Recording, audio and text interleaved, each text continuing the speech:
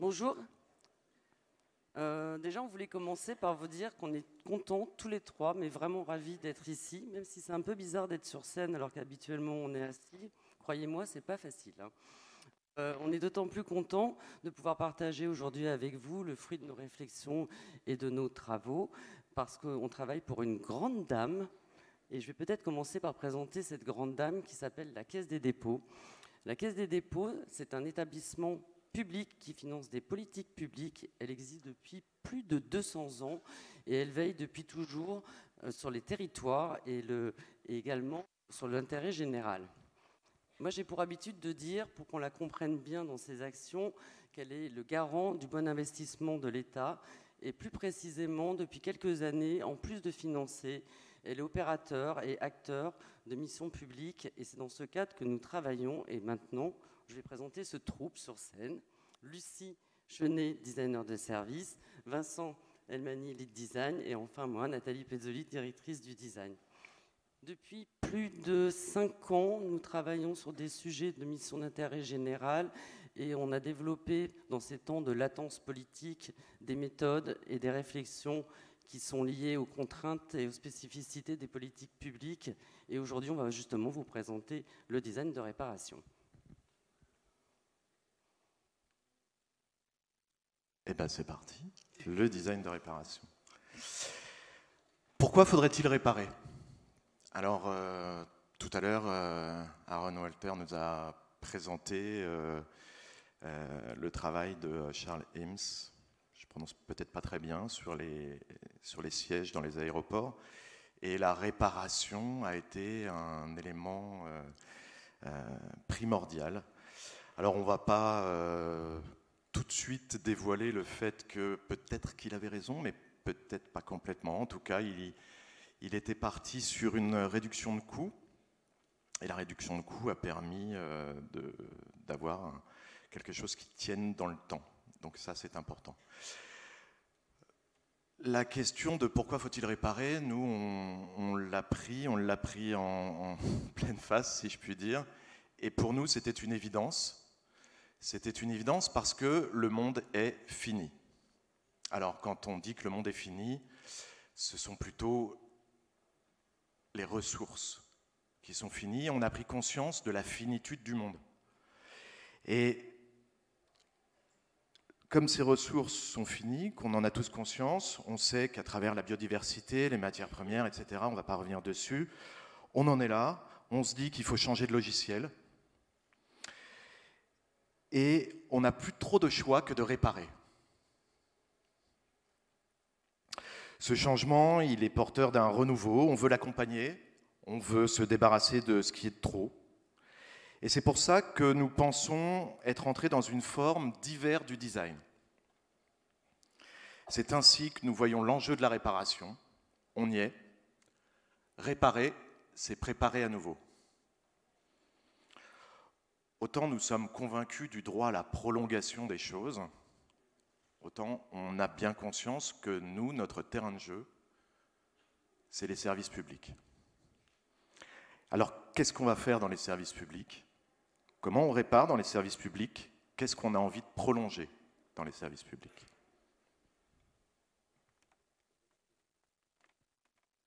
Au commencement de tous nos sujets et de tous nos projets, il y a toujours un contexte et plus précisément un héritage. Cet héritage, il est composé d'une politique publique liée au projet, de services associés et de l'écosystème dans lequel il s'inscrit. Cet écosystème, il est pluriel. Il peut y avoir aussi bien un guichet, un produit physique, un site web, je ne sais quoi, un QR code, tout ce que l'État a pu inventer pour avoir un écosystème censé être un fil rouge. Et bien sûr, derrière, il y a toujours un agent et un citoyen qui l'utilise. Tout ceci montre bien que l'héritage dans lequel nous sommes, il est complexe et protéiforme.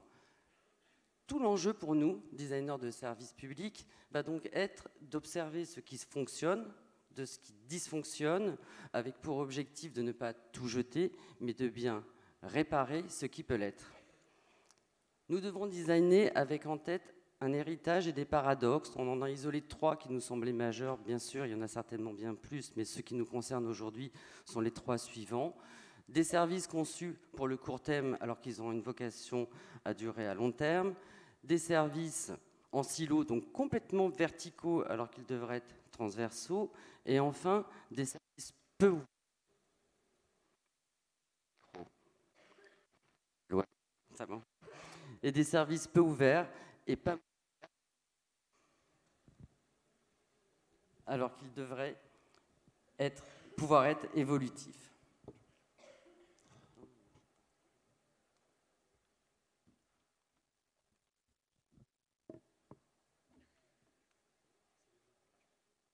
Bon, concrètement, comment ça se passe quand on reçoit une demande? Là, on était sur beaucoup de concepts. On espère que vous avez tout retenu. Parce que la réalité des services publics, il faut qu'on commence par vous expliquer ça. Alors certains d'entre vous connaissent, d'autres peut-être moins. Peut-être qu'on va vous apprendre des choses, on ne sait pas. Mais il faut qu'on vous explique. Déjà, en général, ça commence par une demande. Une demande, on ne sait pas trop ce que c'est, mais on est certain d'une chose, c'est que la demande, elle vient d'un être humain, et l'être humain, il n'a pas le temps. Il n'a pas le temps, l'être humain. L'être humain qui fait une demande, c'est un décideur public en général, qui est lui-même pris dans ses propres contraintes, dans ses urgences, et il finit par oublier la complexité des services publics. Ce n'est pas de sa faute, on peut tous à un moment ou à un autre oublier. Mais lui doit faire vite. Il doit répondre de ce qu'il fait auprès d'un COMEX. Et face au COMEX, il a pondu un one-page qu'il va présenter en 2 minutes 30. Et en 2 minutes 30, on présente l'essentiel, ou l'essentiel finit par devenir la norme. En fait, c'est une simplification trop souvent. Et puis les évidences, parce que quand on simplifie les choses, ça fait écho à nos propres évidences. Mais ce n'est pas aussi simple, vous vous en doutez. Alors on va nous demander de faire ça. Une plateforme, un hub de service, un guichet unique. J'espère que ça vous parle. En fait, les services publics, ce n'est pas un long fleuve tranquille. C'est une multitude de facettes, des facettes humaines, faites d'agents, d'usagers. Il y a des canaux d'échange, il y a des accès sécurisés, il y a des données souveraines, il y a le matériel, il y a le technique, il y a le juridique, le législatif, le financier, le réglementaire. Et on continue à nous demander de faire ça. Les services publics, c'est un organisme vivant. Un service public, c'est un organisme vivant. Il va se révéler quand on va le regarder de plus près. On se rend compte que rien n'est aligné. Il n'y a vraiment rien de facile à appréhender, surtout en 2 minutes 30 lors d'un COMEX. Les choses sont doublonnées, isolées, déconnectées, déconcentrées. On finit par avoir des ruptures dans l'information, dans les process, qui amènent à des blocages. Et puis les blocages, ça peut être côté agent, ça peut être côté usager, vous en avez peut-être fait l'expérience. Et parfois ces blocages, dans le pire des cas, ça amène à des fractures. Et puis on arrive vraiment, quand ça devient dramatique, à un non-recours au droit. C'est quand même dommage. Et nous, on continue à nous demander de faire ça. On ne va pas mettre de côté le fait que les services publics sont redevables. C'est ce qui fait une grosse singularité de ce service, de ces services. Ils sont redevables d'une continuité de service, d'une adaptabilité. Je ne vais pas rentrer dans tous les détails et expliquer ce que ça veut dire derrière. Vous trouverez ça sur servicepublic.fr. C'est redevable d'une égalité d'accès, d'une durabilité, d'inclusion. On aurait pu citer le droit des usagers, la neutralité. La neutralité, c'est important. La transparence. Tout ça, ce n'est pas des vains mots. C'est essentiel pour garantir ce qui va être la bonne réponse aux besoins de la population. faut que ce soit équitable, il faut qu'il y ait une qualité derrière tout ça. Et nous, on continue à nous demander de faire ça. Vous commencez à voir un petit peu la difficulté de la demande face à la réalité des services publics. Eh bien, c'est pas fini. Parce qu'en plus, un service public ne s'applique pas de la même manière selon les territoires. À nouveau, je ne vais pas rentrer dans les détails. Mais il peut y avoir des demandes nationales, et donc des services publics qui s'appliquent au national, et puis des demandes plus locales, qui vont s'appliquer sur un territoire donné. Et parfois, d'un territoire à un autre, ce n'est pas exactement la même chose, et on va vous expliquer par un exemple très concret, tout à l'heure, ce que ça signifie. J'oubliais, on continue à nous demander de faire ça. Face à la réalité des services publics, donc qui vient d'être énoncée, que ça soit ces héritages, ces paradoxes, toutes ces complexités, nous avons donc décidé, je pense que vous l'avez bien compris, de réparer. La démarche du design de réparation, c'est au sein d'écosystèmes complexes de capitaliser sur des produits et des services existants pour concevoir sans rajouter ni réinventer. C'est mutualiser les efforts en réutilisant ce qui peut l'être pour prolonger les durées de vie. Dans cette démarche, on raccommode, on crée pour relier et compléter, on interface, on rend interopérable pour consolider. Nous sommes là pour faire avec et surtout pour mieux faire avec.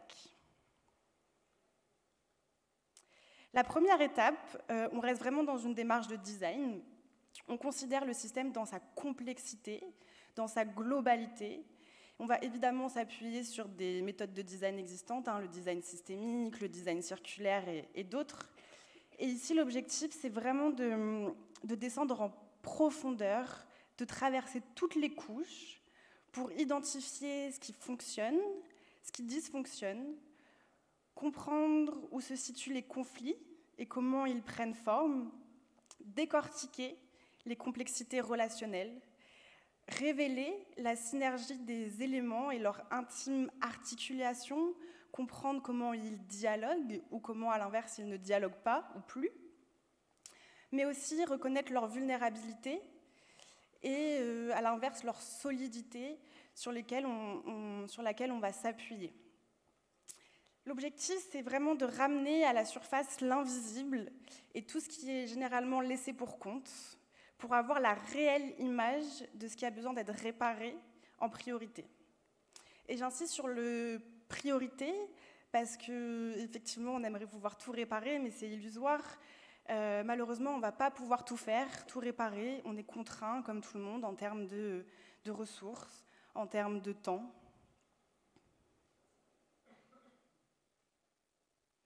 Une fois les facettes priorisées et sélectionnées, le second objectif va être de les qualifier et de trouver tous les liens à retisser entre elles pour les réparer et concevoir dans cet existant. Puis, nous allons concevoir sur cette base, toujours sans innover pour innover, sans repartir d'une page blanche. On va aligner autour d'un axe commun, un axe commun de la réparation. Et c'est peut-être ici où c'est l'élément clé, et là où est l'enjeu finalement, et on va vous l'illustrer par la suite grâce à travers des cas d'usage. Cet axe commun de réparation qui permet vraiment de faire le pivot entre l'analyse et la conception. Cet axe de réparation, il va aligner les différentes facettes, il va axer tout le service, du coup tout son écosystème et toutes les parties prenantes autour. Et ça va permettre d'aligner, de rassembler autour d'un même imaginaire, d'une même finalité. Ça va garantir cette réparation, donc garantir le service et sa pertinence, et par la suite l'expérimentation, le déploiement, etc. Donc le résultat de cet axe de cette réparation, il vient réparer les paradoxes qui ont été énoncés avant, c'est vraiment replacer le court terme dans le long terme. Ce qui était siloté et désiloté, et ce qui était décomposé et recomposé. Je suis sûr que c'est beaucoup plus clair maintenant pour vous. Comment est-ce qu'on fait pour réparer? Non? C'est pas plus clair. On va essayer de vous montrer pour de vrai comment on s'y est pris et qu'est-ce qui se passe sur 2 projets. Le premier projet qu'on va vous présenter, c'est l'ASE, l'aide sociale à l'enfance, et le deuxième, c'est France Service. L'ASE, l'aide sociale à l'enfance. Alors je ne sais pas si beaucoup d'entre vous connaissent, peut-être ont-ils entendu parler de la DAS. Ça fait quand même maintenant un certain temps que ça s'appelle l'ASE. L'aide sociale à l'enfance, qu'est-ce que c'est? Je vais essayer de faire vite et de vous expliquer les choses. En 2 minutes 30, comme si c'était un comex. 101 politiques départementales. Il n'y a pas une politique de l'aide sociale à l'enfance. Il y en a 101. Au sein de ces départements, il y a un tissu associatif très fort sur lequel s'appuient les politiques de l'aide sociale à l'enfance. Le département a ses propres outils. Les associations ont leurs propres outils. Chacune a leur propre SI. On se retrouve, in fine, avec parfois un dossier papier qui va être transmis, parfois un fax qui est envoyé au juge. L'aide sociale à l'enfance, c'est 370 000 jeunes en 2023 qui sont accompagnés. Sur les 370 000 jeunes, il y en a 200 000 qui sont placés. Quand on dit placés, c'est en foyer, en famille d'accueil. Parmi eux, il y en a 80% qui sont issus d'une grande précarité. L'ASE, c'est des informations préoccupantes qui vont être évaluées. C'est des mesures administratives, judiciaires, c'est des PPE, des projets pour l'enfant, des contrats jeunes majeurs pour ceux qui viennent d'avoir 18 ans mais qu'on n'abandonne pas.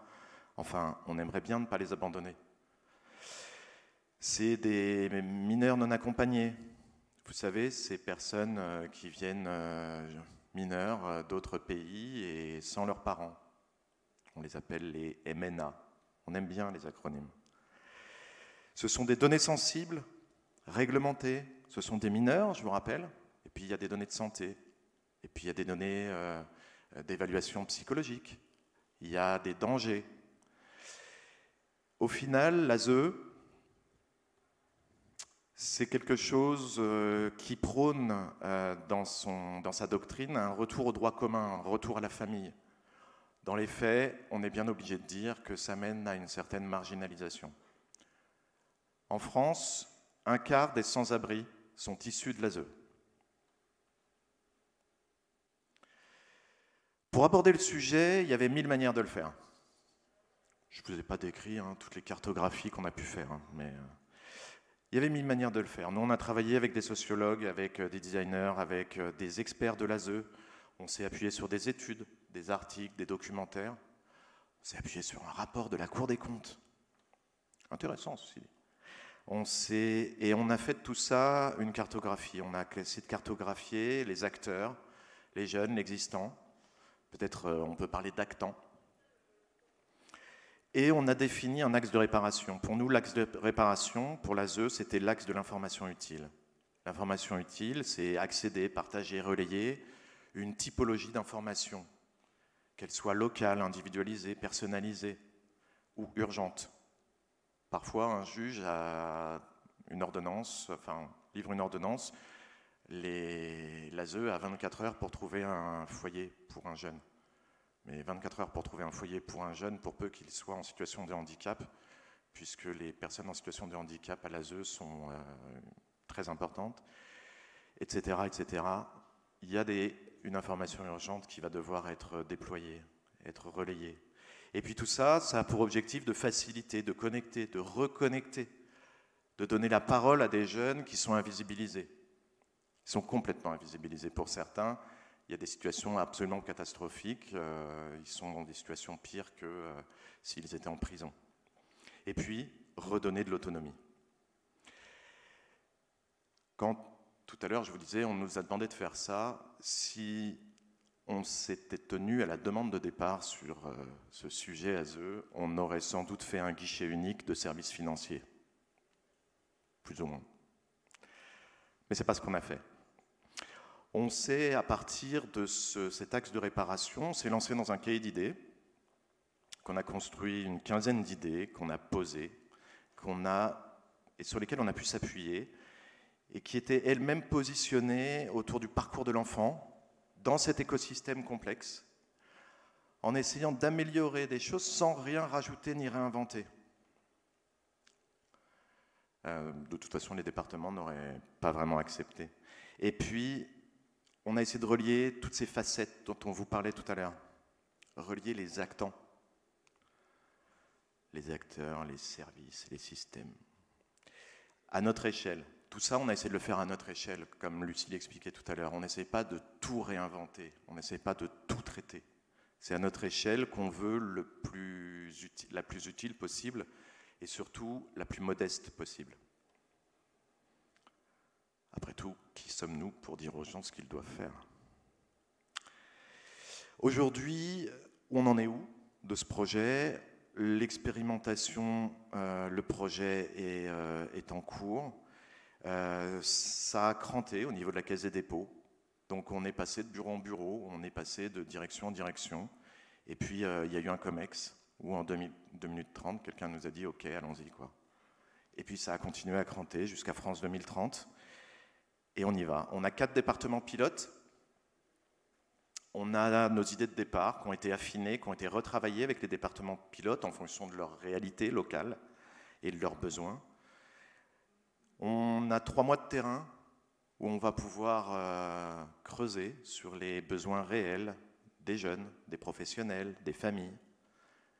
Et puis, pour tendre vers 2 offres de services. La première, pour faciliter les échanges entre les jeunes, les professionnels et leurs familles. Et la deuxième, pour faciliter l'autonomisation des jeunes. Et on est très content que ce projet soit lancé de cette manière, parce qu'on se dit, on a réussi, on va peut-être réussir à réparer quelque chose.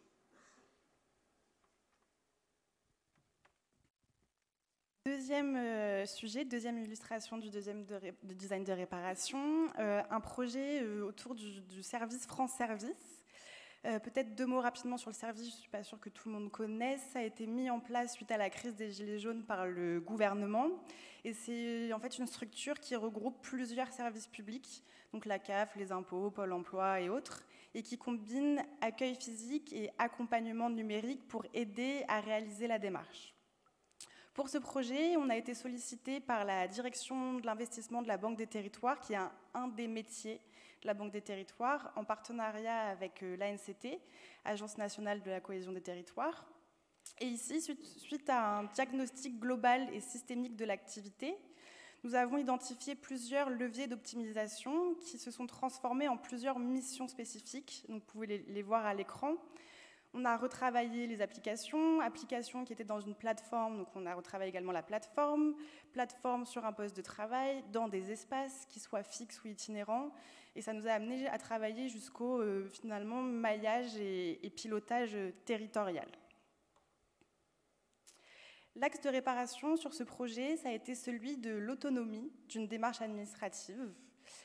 L'autonomie qui s'inscrit dans plusieurs temps clés et qui doit prendre en compte plusieurs composants de la démarche administrative.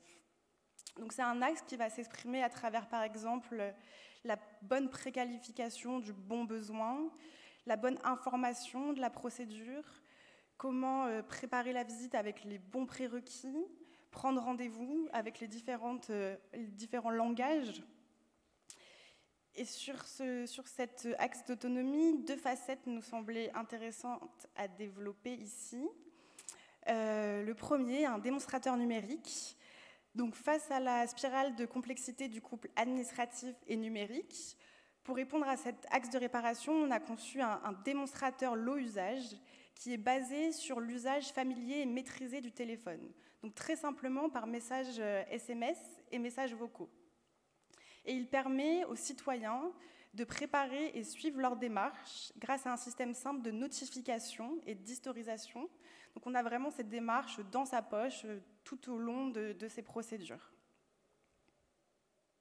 Ici, nous sommes en cours d'expérimentation sur le terrain France Service.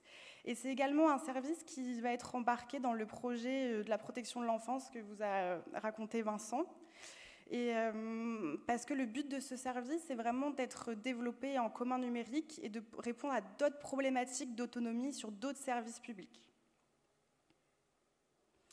Deuxième projet qui était autour du poste de travail, toujours sur l'axe de la réparation de l'autonomie. Fort de notre expérience, parce que ça fait maintenant 2 ans qu'on travaille sur le projet France Service, on a eu la chance d'accompagner le Mobilier National de France sur un objet d'inclusion, et on a rédigé sa consultation. Poste de travail qui a été créé par un designer sélectionné, qui a été prototypé dans les formidables ateliers du Mobilier National de France et qui est déployé aujourd'hui dans 1000 France Service. Et on est très fiers de ce projet parce qu'il est développé, il est édité par le catalogue des services publics qui s'appelle l'UGAP et qui permet aussi à d'autres services publics avec les mêmes problématiques d'accueil et d'autonomie de pouvoir le commander et de l'installer. J'aurais encore beaucoup à dire, mais je crois qu'on est un peu... Ouais, 1 minute, ok. Donc il est temps de passer à la suite et de conclure.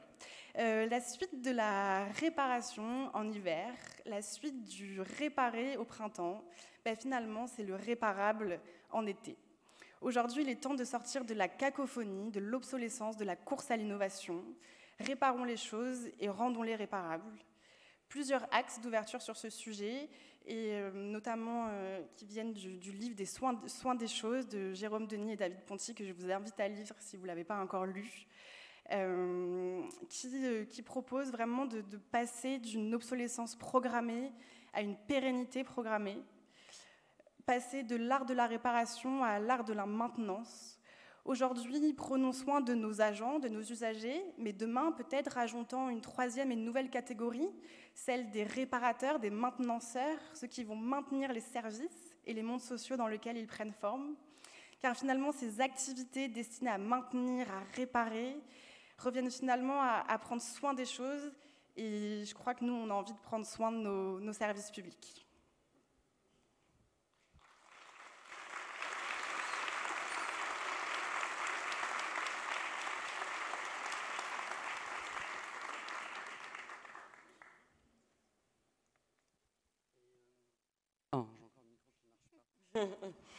Et pour ne pas finir en hiver, on aimerait mettre en place des communs sur la démarche du design de réparation.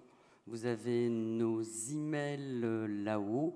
Et comme ils sont dans la salle, je tenais à remercier Annabelle qui est là et Florent qui est là, directeur de l'école de design de Nantes, qui nous ont soutenus. Et maintenant, je pense que c'est place aux questions. Si vous avez des questions, on est là pour y répondre.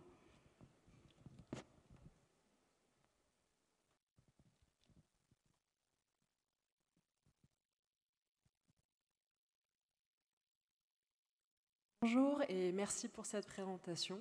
Et ma question porte sur la notion de legacy. En fait, moi, quand je vois la complexité et la diversité des services publics, et si on reste sur l'exemple de l'ASE, on voit qu'il y a énormément de touchpoints, il y a énormément d'entrants et d'acteurs, etc. Et donc, quand je vois que le thème de la solution proposée, c'est la réparabilité, je me pose la question, mais qu'est-ce qui vous oriente plutôt vers de la réparabilité, au risque de deal avec beaucoup de legacy, plutôt que de réinventer un service ou un process qui, basé sur ce qu'on a appris avec les problématiques du service actuel, permet de repartir sur une feuille blanche, peut-être avec des moyens d'action plus clairs et anticipés. Ok. Parce que ça ne marche pas. Je pourrais m'arrêter là, hein, mais non, ça ne fonctionne pas. Ça ne fonctionne pas de partir d'une page blanche. Vous partez d'une page blanche sur un service donné. Prenons l'exemple de l'ASE. Arrondi ASE. C'est une... Voilà. Si on repartait de zéro pour l'ASE, on repartirait de zéro pour qui? Ce n'est pas une politique nationale, c'est une politique départementale. Aujourd'hui, il y a des dogmes ou une doctrine nationale, il y a des lois qui encadrent, mais qui encadrent quoi? La protection de l'enfance. L'ASE, c'est la protection de l'enfance appliquée au local. Si on met tout à plat, Alors ça veut dire qu'il faut qu'on arrive à coordonner l'action de 101 départements. Et est-il nécessaire de dire que comment dire, le social, c'est le plus gros poste de dépense des départements, et que, comme tout, tout est politique. Alors, dans tout est politique, il y a le bon côté du politique, évidemment. La politique, c'est vivre ensemble, c'est faire société, etc. Mais c'est aussi, parfois, une politique de politiciens qui ont des enjeux personnels, qui doivent rendre des comptes devant des COMEX en 2 minutes 30, ou alors juste devant leurs électeurs.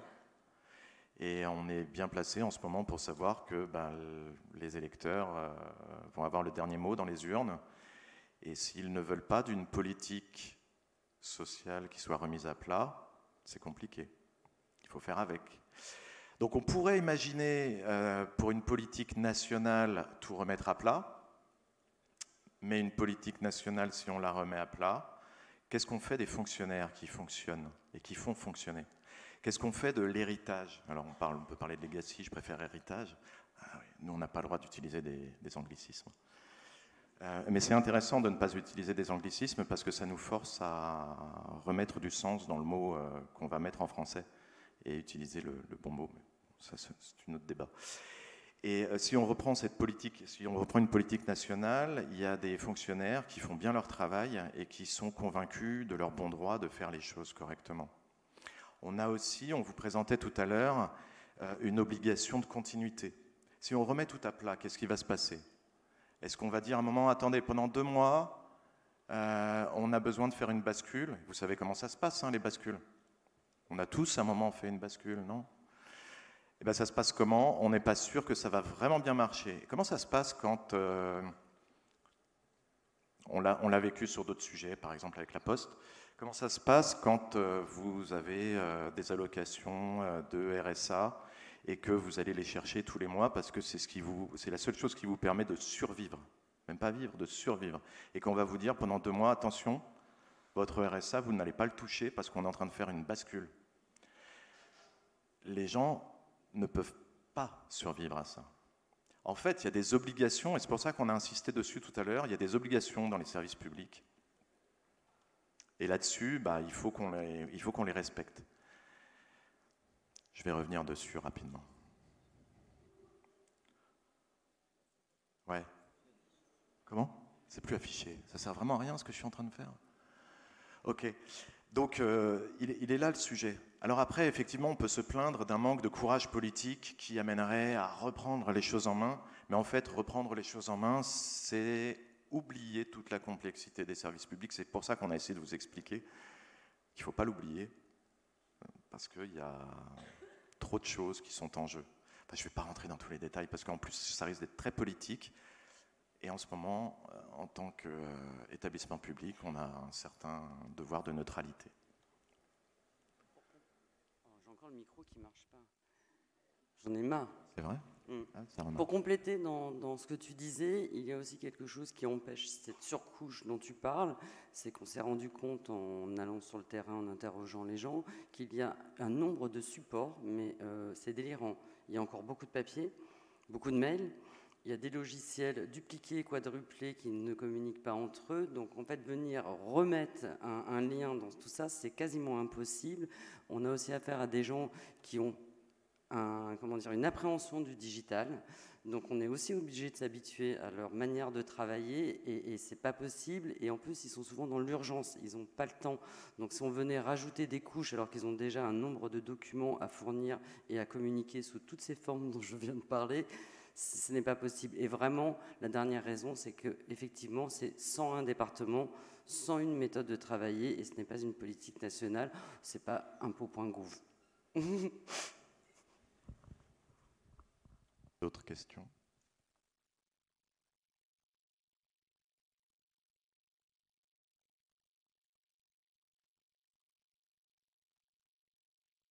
Oui, bonjour et merci pour la conférence. Ma question elle porte sur justement l'après et l'adoption, alors sur les 2 sujets, mais peut-être plus particulièrement sur ce sujet sur l'enfance, puisque vous avez bien insisté sur les 101 départements qui ont eux-mêmes de l'outillage, des méthodes qui sont différentes.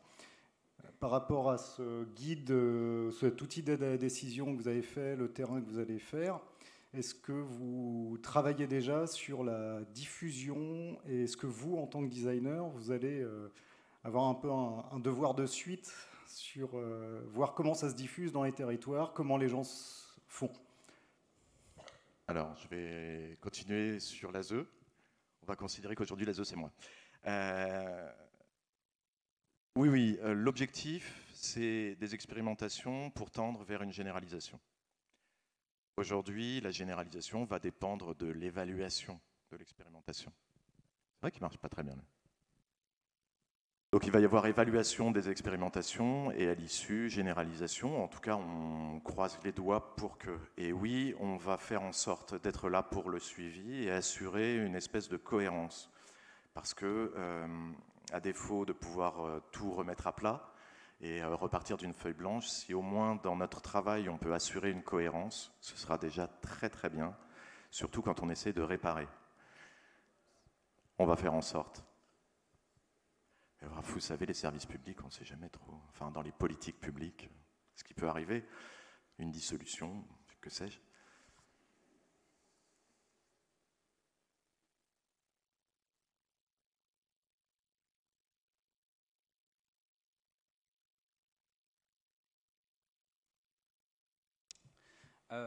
Vous parliez de 101 départements, 101 méthodes, 101 chose. Désolé, c'est encore le même sujet. J'aimerais savoir un peu comment vous y êtes pris pour côté méthodologie, pour récolter 101 méthodes, 101 process, 101 dalmatiens. Hop, on n'a pas fait ça. Non, on n'a pas le temps. Pensez bien. Si on avait dû aller vers les 100 départements pour faire des études et sortir des rapports d'analyse de tout le fonctionnement, il aurait fallu des années en fait de travail, en espérant que les départements ouvrent leurs portes. Attention, parce qu'on en reparle des politiques publiques. Donc en fait, c'est pour ça qu'on s'appuie sur un certain nombre d'existants.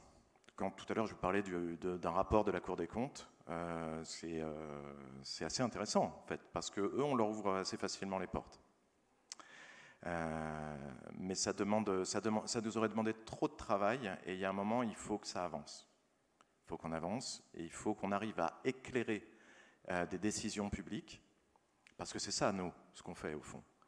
Quand on fait des outils d'aide à la décision, on n'est pas là pour avoir tout vu, tout fait, tout compris. On est là pour apporter un regard un peu différent à un décideur public pour éclairer sa décision. Et on va éclairer sa décision avec le temps dont on a disposé, les moyens dont on a disposé pour éclairer. Là, en l'occurrence, honnêtement, on a travaillé très dur pendant 2 mois. On avait envie de pleurer un jour sur 2 quand on voyait la réalité de la protection de l'enfance. Mais au bout des 2 mois, on s'est dit, OK, maintenant il faut que ça avance. Voilà. Et donc on a laissé le truc. Par contre, il y a eu une année où ça a cranté, où ça a continué à vivre au sein des différents bureaux, si je puis dire.